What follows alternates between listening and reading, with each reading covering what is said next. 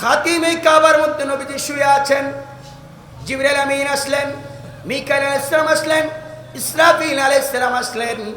নবীজিকে কিভাবে ডাকবেন জানতেছেন না, নবীজিকে কিভাবে ডাকবেন, ঘুম থেকে কিভাবে ঘুম ভাঙবেন নবীজির সেটা বলতে পারতেছেন না। জিবরাইল আমিন দাঁড়িয়ে আছেন, কারণ নবীর মুহাব্বতের প্রতি কোনো তাজিব, নবীর মুহাব্বতের মধ্যে যেন বিন্দুমাত্র যেন বিয়াদবি না হয়। নবীজিকে কিভাবে ডাকবেন জানতেছেন না, কি মাথা ছুঁয়ে ডাকবেন, নাকি পা ছুঁয়ে ডাকবেন, নাকি হাত ছুঁয়ে ডাকবেন সেটা বলতে পারতেছেন না। বাবারা আমার গভীর মনোযোগ। মানুষ যখন ঘুমন্ত অবস্থায় থাকে, মানুষ যখন ঘুমের মধ্যে থাকে, তখন সে দুনিয়ার কোনো কিছু বলতে পারে না।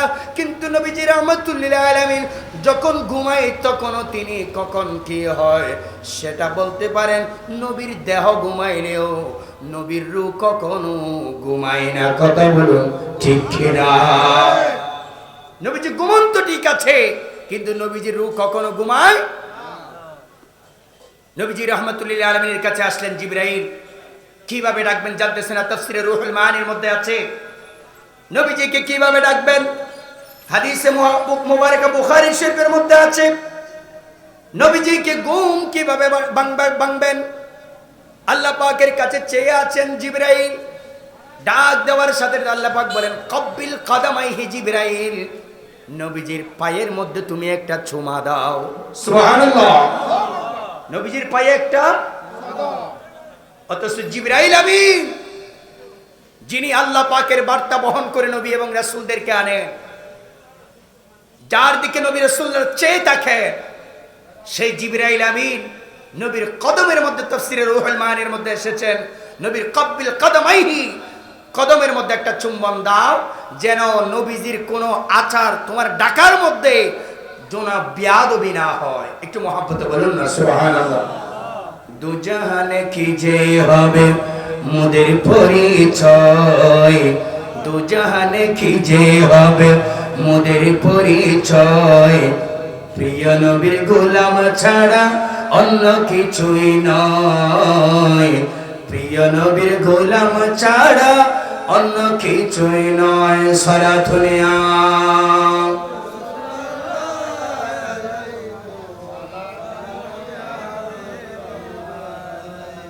নবীজি রাহমাতুল লিল আলামিন দু জাহানের বাদশা নবীর শানের মধ্যে কোন ধরনের যেন বেয়াদবি না হয়, সেই জন্য জিবরাইল আমিন ডাকলেন। ডাকার পর কি কাজ করলেন বুখারী শরীফে আসুন। ডাকার পর ফাখারাজা সাদরি বিমাক্কাতা ফানাজালা জিবরাইল, জিবরাইল আমিন মক্কায় মুআজ্জামার মধ্যে নাজিল হলো হাতিমে কাবায়। এরপর ফানাজালা জিবরাইল ফাখারাজা সাদরি সুম্মা গাসালাহু বিমাই জামজাম। একটু মুহাব্বতে বলুন না সুবহানাল্লাহ।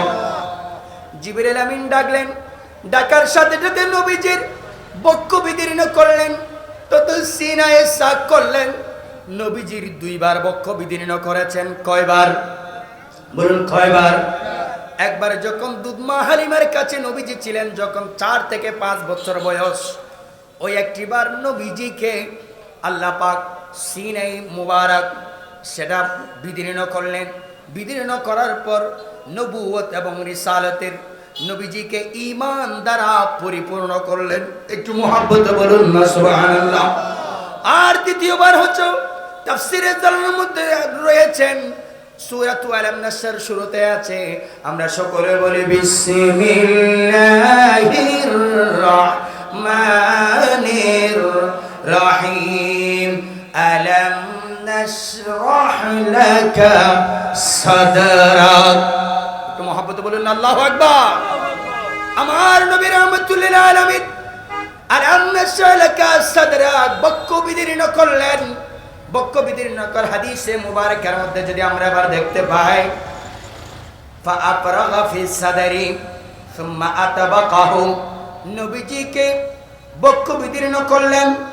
সুম্মা গাসালাহু বিমাই জামজাম, জমজমের পানি দ্বারা ধৌত করলেন। বলুন আমরাও জমজমের পানি খেতে চাই কে চাই না?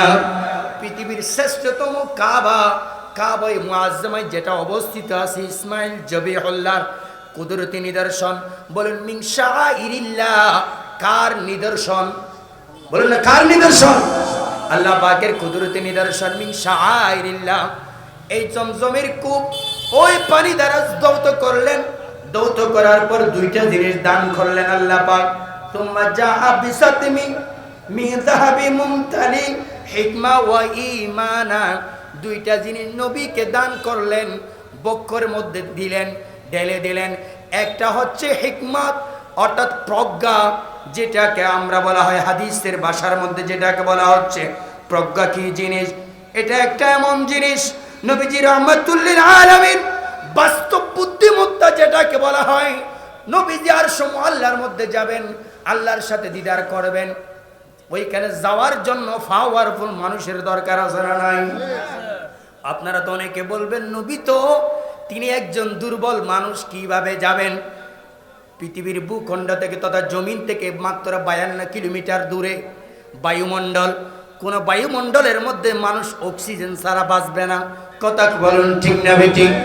পৃথিবীর মানুষ চাঁদের দেশে যায়, চাঁদের দূরত্ব যদি আপনি যদি বলেন চাঁদ কত দূরত্বের মধ্যে অবস্থান করছে পৃথিবীর ভূখণ্ড থেকে, চাঁদের যদি আমরা হিসাব করি আপনার সামান্যতম দূরে, তার চেয়ে দূরত্ব হচ্ছে আপনার পৃথিবীর ভূখণ্ড থেকে 9,30,00,000 মাইল হলো সূর্যের দূরত্ব। মানুষরা রকেট দিয়ে, মানুষরা বিভিন্ন মাধ্যম দিয়ে স্যাটেলাইট পৌঁছায় যেই জায়গার মধ্যে, মনে রাখবেন আল্লাহ পাক লামকানের মেহমান করেছেন। পৃথিবীর ভূখণ্ড থেকে সূর্য একটা মাত্র গ্রহ, পৃথিবী একটা গ্রহ, সূর্য একটা, আপনার চন্দ্র একটা হচ্ছে গ্রহ, বিভিন্ন নক্ষত্র রাজি। আল্লাহ পাক দুনিয়ার বিজ্ঞানরা বলবে আমরা চাঁদের দেশে গেলাম, চাঁদের দেশে চাষ করছি, আধুনিক বিজ্ঞানরা বলবে। কিন্তু নবীজি রাহমাতুল লিল আলামিন, দুনিয়ার কোন বিজ্ঞানী, দুনিয়ার কোন মানুষ যেন এই কথা বলতে না পারে দয়াল নবী 1400 বছর আগে এসেছিলেন। রকেট ছিল না, বিজ্ঞান ছিল না, হেগিন ছিল না, ওইগিন ছিল না, কোনো কিছু ছিল না। তিনি জানতেন না। নবীজির পরে একদল আইসা বলবে নবী আমাদের মতো ছিল। বলুন না নাউজুবিল্লাহ। একদল আসি বলবে আমার মতো ছিল, আরেক দল আসি বলবে নবীজি জানতেন না, তার এলম নাই, জ্ঞান নাই। আরেক দল আসি বলবে আকাশে কি হচ্ছে সেটা তিনি জানতেন না। আরেক দল আসি বলবে আমেরিকার সেই ভূখণ্ডের মধ্যে অগ্নিগিরি আছে, অগ্নিগিরির আগুনের স্তূপ, আগুনের ধামামা, আগুনের সেই ধামামা কেমন সেটা নবী জানতেন না। আরেক দল আসি বলবে আধুনিক আপনার আকাশের মধ্যে বিজ্ঞান এবং সায়েন্স বলছে, আধুনিক বিজ্ঞান বলছে আপনার চাঁদের দেশের মধ্যে মানুষ বসবাস করতে পারবে, সেইখানে গেলেন তিনি তেমন জানতেন না। আল্লাহ পাক আমার নবী রাহমাতুল লিল আলামিনকে দুনিয়ার মানুষরা এই কথা বলবে 1400 বছর আগে বিজ্ঞান আধুনিক ছিল না, 1400 বছর আসিয়া বিজ্ঞান আধুনিক হয়েছে।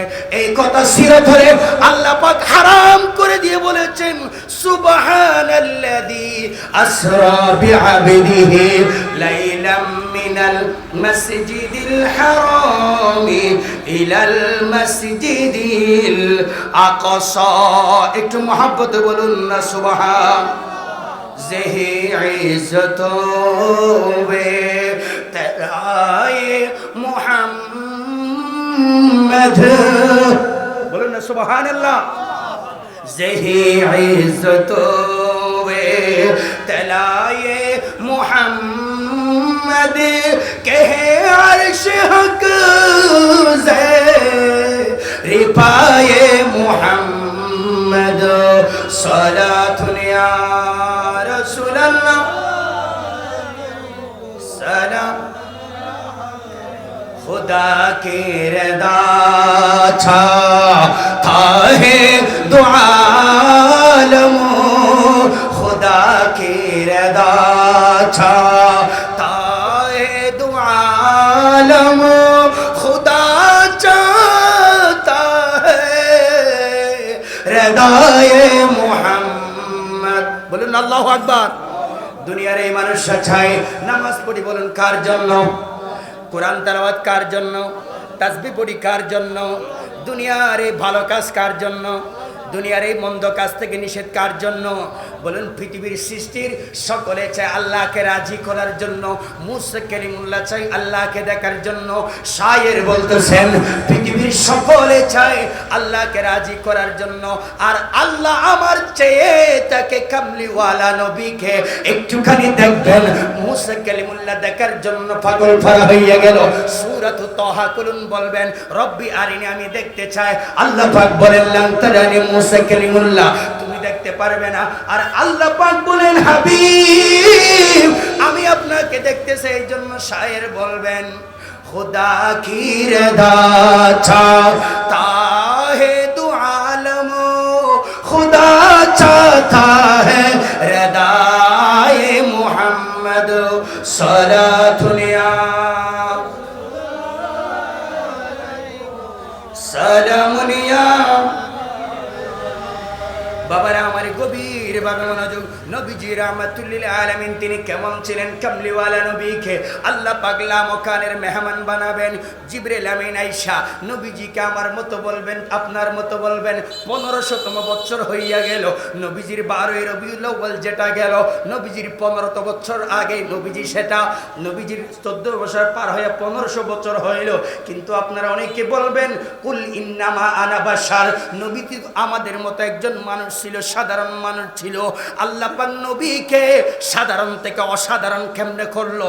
কেমনে করলে এমনে করলো আল্লাহ পাক বুখারী শরীফ নবীজি ইরশাদ করেন হিকমাতাম ওয়া ঈমানান, আমার নবীকে হিকমত দান করেছেন, ঈমান দান করেছেন। যেমন আপনারা জানেন বর্তমান আধুনিক বিজ্ঞানীরা যখন নভোচারী যাদেরকে বলা হচ্ছে, নভোচারী যখন এই ভূখণ্ড থেকে যখন ওই নবমণ্ডলের মধ্যে যখন যায়, তার দেহ প্রতিদিন প্রতি সেকেন্ডে তার দেহের টেম্পারেচার সেটা ঠিক আছে কিনা, সে যেতে পারবে কিনা, সকল কিছু পরীক্ষা করে কথা কোন ঠিক না বেঠিক? আধুনিক বিজ্ঞানের যদি এই অবস্থা হয় ঠিক না, এটা ঠিক আছে। কিন্তু দেখা যায় আমার নবীকে যেন কেউ কোনো পৃথিবীর কোনো বান্দারা যখন বলতে না পারে, 1500 বছর পরে এসে যেন বলতে না পারে নবীজির পাওয়ারফুল ছিল না, দুর্বল ছিল না। এই জন্য আল্লাহ পাক বলেন হিকমাতান ওয়া ঈমানান ফাআগরাকাহু ফি সাদরি, আল্লাহ পাক নবীকে সিনা মুবারকের মধ্যে দিয়ে সেলাই করে দিলেন। সুবহানাল্লাহ। নবীজিকে সেলাই দিলেন। সেলাই দেওয়ার পর কোথায় যাবেন নবীজি? জিবরিল আমিন ধরলেন, জিবরিল আমিন রেকাব ধরলেন, জিবরিল আমিন লাগামটা ধরলেন। এইদিকে হযরতে মিকাইল আলাইহিস সালাম তিনিও দাঁড়ালেন। তিনি কি করবেন? তিনি তো বলেন যে নবীজির রাহমাতুল্লিল আলামিন কামলিওয়ালা নবীর এটা ধরতে হবে। হযরতে জিবরাইল আমিন, হযরতে মিকাইল, ইসরাফিল সকলে আছেন। শুধু আছেন নয়, উনাদের সাথে 70,000 নূরের ফেরেশতা। বলুন না সুবহানাল্লাহ। কয় হাজার নূরের ফেরেশতা? 70,000 নূরের ফেরেশতা। আমি আবার জিজ্ঞেস করব সাথে কয়জন ফেরেশতা ছিলেন বড় বড়? বলুন কয়জন? 3জন। একজন নাই, তার নাম কি? আজরাইল। একজন নাই, তার নাম কি? এটা মনে রাখতে হবে বাবাজি আমার, একজন নাই, তার নাম হলো আজরাইল। আজরাইলকে কেন পাঠান নাই? কারণ আজরাইলের কাজ হলো জান কবজ করা। কথা কোন ঠিক ঠিনা? 3জন বড় বড় ফেরেশতা, 70,000 নূরের ফেরেশতা, সকলে রওনা হয়ে গেল একটা নূরের মিছিল। বলুন ফেরেশতা নাম মাটি না নূর? কথা কোন না? ফেরেশতা মাটি না নূর? কিন্তু নবীজিকে যদি আপনি মাটির মানুষ বলে যে হুজুর আপনি কিসের মানুষ বলেন, আমি বলবো আমার নবীকে মাটি না, আমি মাটিও মানি না, নূরও মানি না। বলে যে আপনি কি মানেন? আমি একটা জিনিস মানি, সেটা হলো আল্লাহ পাক নবীজিকে যেইভাবে সৃষ্টি করেছেন তিনি সেইভাবে হয়েছেন। বলুন না সুবহানাল্লাহ। কিন্তু নবীজি আমাদের মতো দেহে গড়া মানুষ, কিন্তু আমাদের মতো নয়, অসাধারণ মানুষ। বলুন না সুবহানাল্লাহ। নবীজি একজন অসাধারণ মানুষ। নবীজি রাহমাতুল্লিল আলামিন দুনিয়ার এই জমিন থেকে কোথায় যাবেন? দুনিয়ার এই জমিন থেকে যাচ্ছেন, যাওয়ার সাথে সাথে যেতে যেতে যেতে যেতে যেতে কত দূর গেলেন? কত দূর যাওয়ার পর নবীজি রাহমাতুল্লিল আলামিনকে বললেন, হে আল্লাহর রাসূল, ইয়াসরিব এই জায়গার মধ্যে আপনার মদিনা হবে, এই জায়গার মধ্যে আপনার রওজা মুবারক হবে। ইয়া রাসূলুল্লাহ, ইয়া হাবিবাল্লাহ, এই কথা বলার সাথে সাথে ওই জায়গার মধ্যে নবীজি 2 রাকাত নামাজ আদায় করেছেন। সুবহানাল্লাহ। মদিনায় তৈবায় গেলেন। যেতে যেতে যেতে এইখান থেকে হযরত শুআয়ব আলাইহিস সালামের গৃহের কাছে মাদায়ান নামক যে স্থান, মিশরের মধ্যে শুআয়ব আলাইহিস সালামের এই গৃহ দেখাইয়া বলে যে ইয়া রাসূলুল্লাহ, ইয়া হাবিবাল্লাহ, এটা হচ্ছে শুআয়ব আলাইহিস সালামের ঘর। এই জায়গার মধ্যে নবীজি দোয়া করলেন। এরপর যাওয়ার সময় আপনার তাফসীরে রূহুল বায়ানের মধ্যে আছে, এরপর হযরতে যাওয়ার সময় মুসা ঈসা আলাইহিস সালাম, যেটাকে বেতলহাম বলা হচ্ছে, যাওয়ার সময় আরেকজন নবীকে দেখলেন। কোথায়? বলে যে এটা হচ্ছে মুসা কালিমুল্লাহর কবর, যেটা জর্ডানের মধ্যে বর্তমানে আছে, রওজা মুবারক যেখানের মধ্যে আছে। এই আল্লাহর নবী, এটা আপনার ভাই মুসা কালিমুল্লাহর কবর। নবীজি কবরে দেখতেছেন মুসা কালিমুল্লাহ দাঁড়িয়ে দাঁড়িয়ে নামাজ পড়তেছে। একটু মহব্বত বলুন না সুবহানাল্লাহ। এটার নাম ঈমান। কোন নবী রাসূলরা মৃত্যুবরণ করে তারা কবরে, তারা করেছেন কি ইন্তেকাল, তারা কি করেছেন? স্থান পরিবর্তন করেছেন। কিন্তু দেখা যায় মুসা কালিমুল্লাহ কবরের ভিতর নামাজ পড়ে। সুবহানাল্লাহ বলবেন না? কবরের ভিতর নামাজ আমরাও পড়তে চাই কি চাই না? তা আগে দুনিয়াতে পড়তে হবে না নামাজ পড়ার জন্য? আল্লাহ আমাদেরকে নামাজি হিসাবে কবুল করুন। নামাজবিহীন পরপারে কি জবাব দিবে তুমি প্রভুর কাছে? কথা কোন ঠিক না বেঠিক? বলুন আমরা নামাজ চাই কি চাই না? এই জন্য গভীরভাবে মনোযোগ। কিতাবুস সালাত থেকে বুখারী শরীফের হাদিস বলছি, নবীজি রাহমাতুল্লিল আলামিন এই সকল জায়গার মধ্যে গেলেন।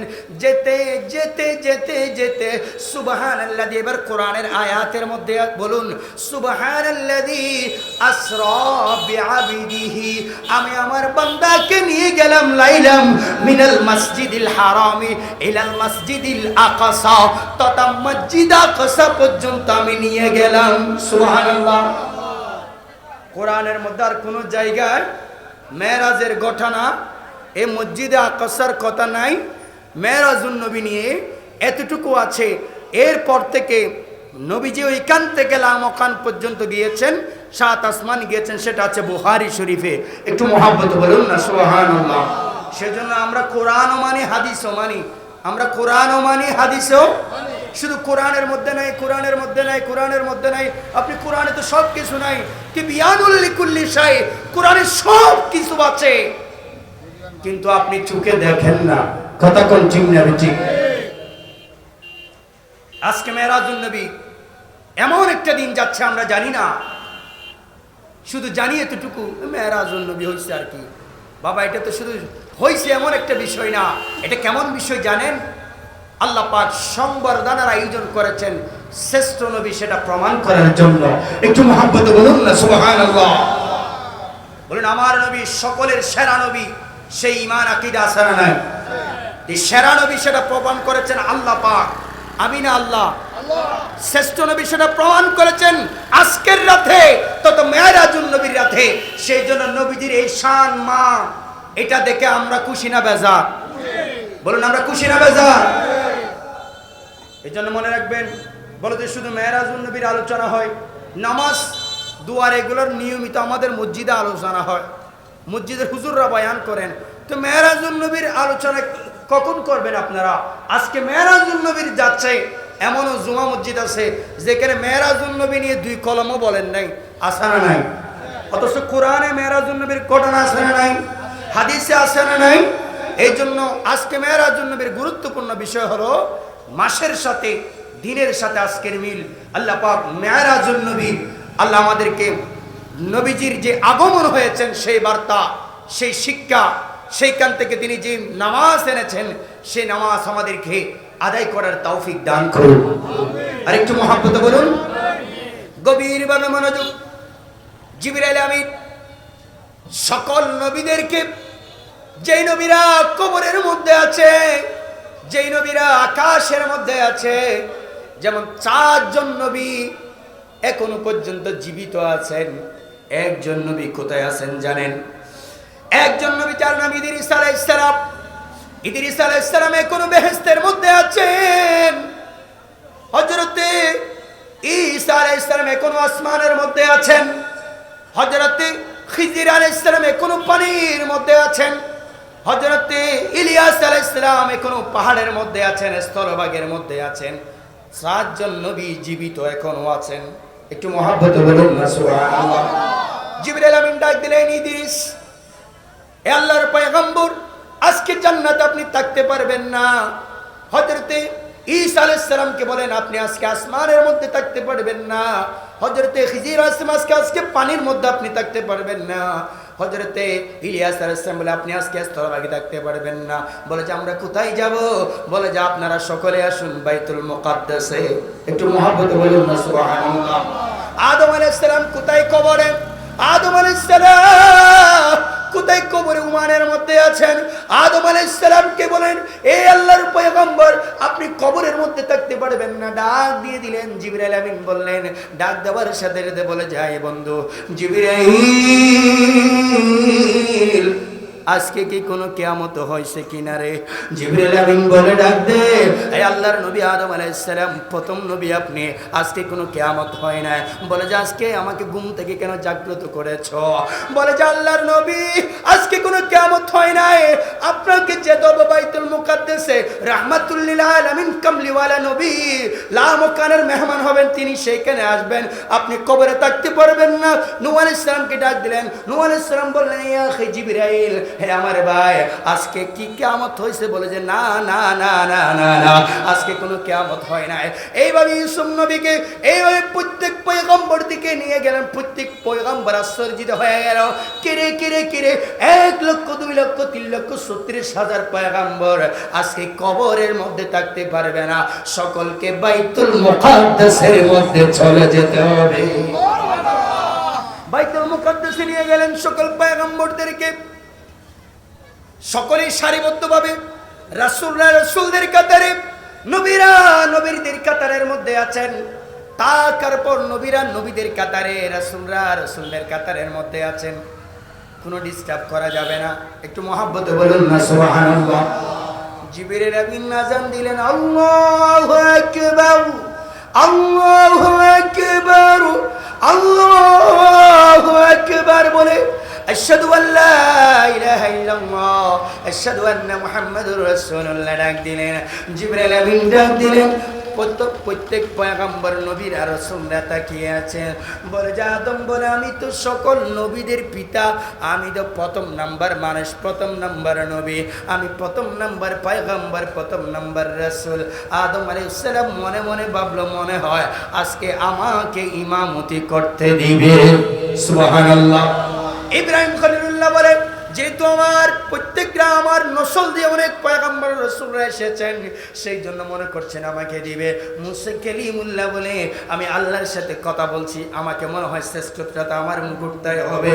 কিন্তু জিবরাইল আমিন সকলকে দাঁড় করাইয়া বলেন, এ আমার আল্লাহর হাবিব পয়গম্বর মুহাম্মদুর রাসূলুল্লাহ সাল্লাল্লাহু আলাইহি ওয়াসাল্লাম, আপনি যান যান যান যান, আজকে মেহরাবের মধ্যে ইমামতি করবেন আপনি।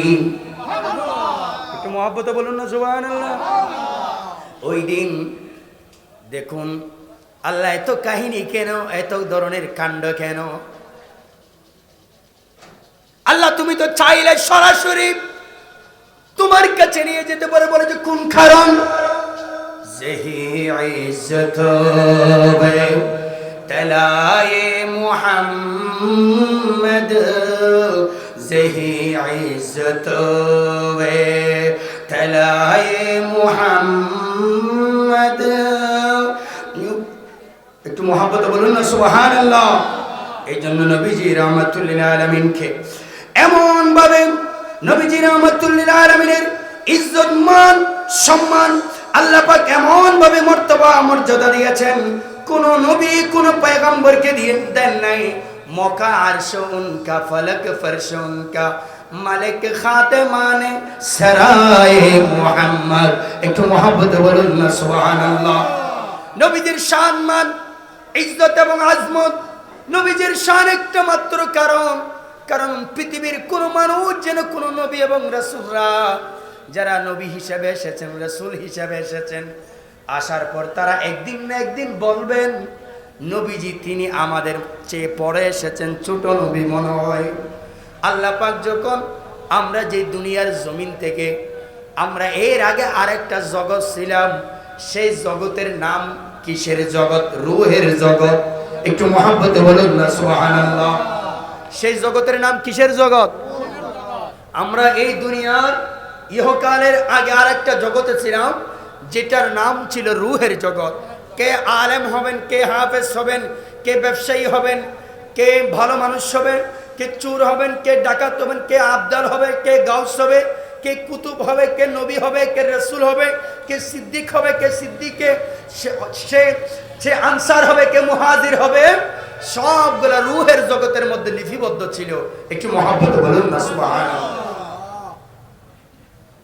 প্রত্যেক পয়গম্বরের রূহের জগতের মধ্যে আল্লাহ পাকের কোরআন বলছে, ওয়াইদ আখাযাল্লাহু মিসাকান নবী লামা আতাইতুকুম মিন কিতাবিন ওয়া হিকমা সুম্মা জাআকুম রাসূলুম মুসাদ্দিকুল লিমা মাআকুম। একটু মহব্বত বলুন না সুবহানাল্লাহ। সেই দিন রূহের জগতের মধ্যে প্রত্যেক পয়গম্বরকে ডাকলেন, ওয়াইদ আখাযাল্লাহু মিসাকান নবী, হে নবী রাসূলরা তোমরা অঙ্গীকারবদ্ধ হও, তোমরা অঙ্গীকার করো, শপথনামা গ্রহণ করো। মিসাকান নবী লামা আতাইতুকুম সুম্মা জাআকুম রাসূলুম মুসাদ্দিকুল লিমা মাআকুম। যখন ওই নবী ওই রাসূলকে যখন পাঠাবো, তোমরা সকলেই রাসূলুম মুসাদ্দিকুল লিমা মাআকুম, তোমরা সকলে সত্যায়ন করবা, ওই নবীকে গ্রহণ করবা, সেটা তোমরা সাক্ষী দাও। একটু মহব্বত বলুন না সুবহানাল্লাহ। কোন জগতে? রূহের জগতে।